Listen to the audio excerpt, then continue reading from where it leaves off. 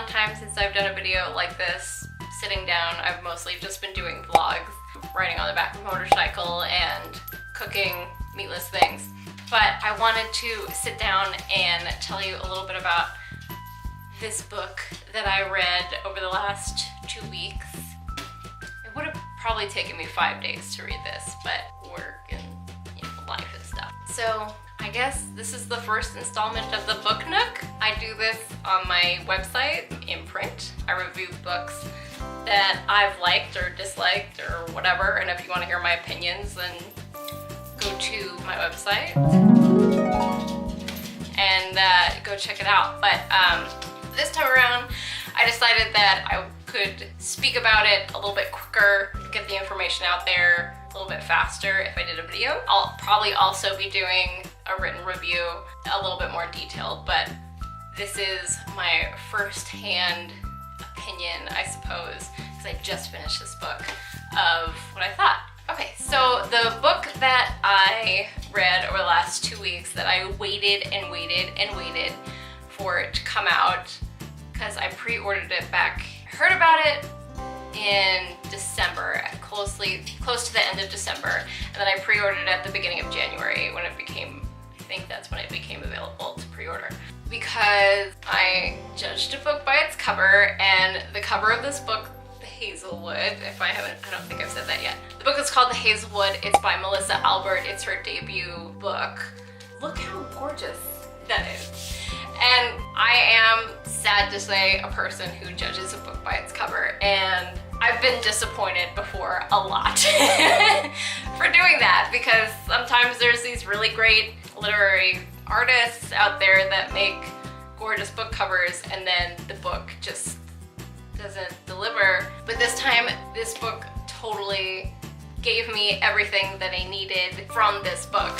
I think that like some books you just have to read at the right time. Like there's a right time for reading that particular book. And if you're not in that mindset, then you're really not gonna enjoy it or get what you need out of it or whatever. And I did. I got what I wanted, I suppose, out of this book. I was talking to Michael yesterday and I was like, because I was looking for a new book to read. And he was like, why you just finished that book, why are you looking for another book to read?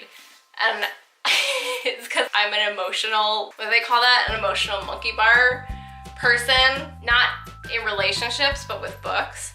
Like they say that you use the monkey bars. What is it? It's like, before you can let go of this relationship, you gotta get a whole grasp on the next one.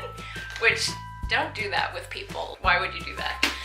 But with books, it's totally fine to do. And he's like, well, why do you need to read another book? It's like, because at the end of the day, when you finish a really good book, it's kind of like a little breakup, because you've gone on this emotional roller coaster in your brain with other people in this book, and now it's over. And I mean, like when I finished the last Game of Thrones book, I was like, never be another book, ever.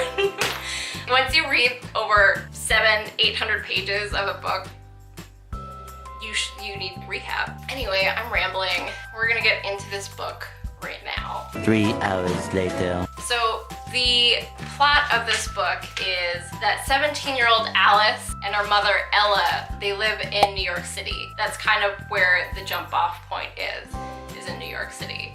All Alice and Ella's life, they've been followed by bad luck, and one day Ella, Alice's mother, gets a letter that her mother named Althea, who was a very popular author of a book called The Tales of the Hinterland, has died. For some reason, Tales of the Hinterland, this book that Alice's grandmother has written, is nowhere to be found. It was a bestseller or something, and now nobody can find it. Nobody has this book anymore. People have read it, and there's like some excerpts and little things online about Althea, but she kind of just disappeared and the book went along with her. So when Ella gets this letter that her mother is dead, she's like, our luck is changing. We're not gonna be followed by bad luck anymore.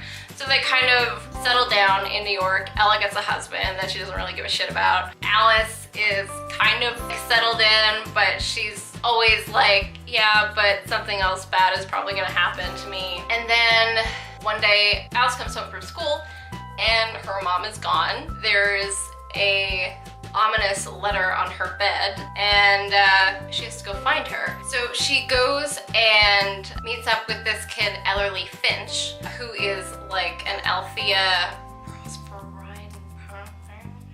whatever her name is, like super fan.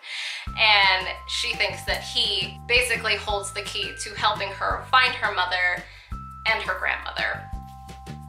Her grandmother, who she's fantasized is like this motherly, like, wonderful, cool woman living out in this place called the Hazelwood. And that's kind of like the basis, like that's the jump off. Things I liked about this book, it was surprising. I've heard a lot, or not heard, I've read a lot of reviews online, on Amazon, specifically stating that the book was too slow, or it was paced too slow. And I never really thought that it was paced too slow. If anything, at the end, I felt kind of rushed a little bit, which is confusing because I was just watching a Bookables YouTube video, and she said that there's there's pretty much gonna be a sequel to this book. In my humble, unpublished opinion, if you were gonna have a sequel, the ending didn't need to be as sewn up as it was, because it felt a little rushed towards the end. As far as being slow, I don't think it was. In my opinion, it wasn't slow.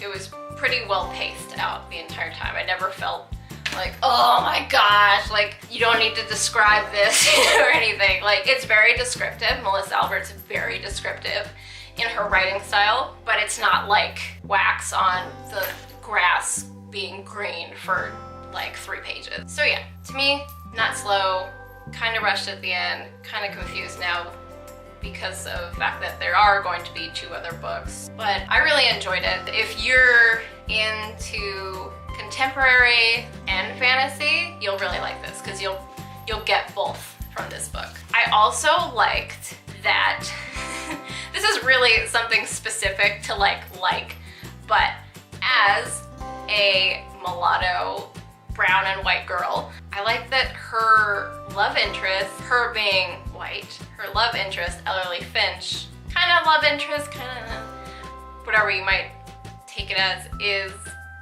brown. He's not white, and he's rich. He grows up in a very rich family in Manhattan. So I like that. I like the interracial stemmings of a relationship. That was very surprising. In fact, I kind of like do this in my brain, or while I'm reading, like you put faces to these characters. I don't know how you could not do that. And I had like this person, this specific actor that I had picked out to be Ellery Finch, and then I read blah blah blah brown skin, and I was like, oh, he's not white, okay, cool. And I readjusted. But then also there's, in addition to interracial relationships, there are lesbian relationships, gay relationships, and it's not like we're in a gay relationship, it's just normal. And to see something, or like, oh, he's black or she's white or whatever, it's just said like naturally. It's very organic the way these things are described and said. It's not anything out of the ordinary for this narrative. It's very just natural, which just makes me smile, because it's normalizing stuff that is relevant and totally normal. Like, it's 2018. It's normal. I'm not gonna do any spoilers for this book because I really, really, really want you to read it. And people never stop. When you say spoiler alert, they never stop the video. So, not gonna spoil it. What I am gonna do is, for every book that I read, I usually have a playlist of music that I listen to. Yeah, just kind of like the vibe. For me, the vibe of this book was totally The Birthday Massacre. Dark fairy tale, poppy, metal. I'll link that playlist below. And if you'd like, you can read the book while you listen to some awesome fucking music. So yeah, I really enjoyed this book. It definitely delivered. You should go on Amazon and get yourself one right now, or wherever books are sold, because I'm sure it's there somewhere. It's beautiful. It's so cute. But yeah, it's great. This is a first, like, this book would have been fine if it was a one-off, and now I'm super excited that there's gonna be more. Like I said, it's Melissa Albert's debut book, and for a debut book, she like really knocked it out of the park. So good job, girl. Go get it. Read. Like, start reading. Bitches need to read a little bit more, you know? Read a book. Read this book. Read any book, okay? Guys like girls who read, unless they've seen Gone Girl, and then like maybe watch a movie. I don't know. Like.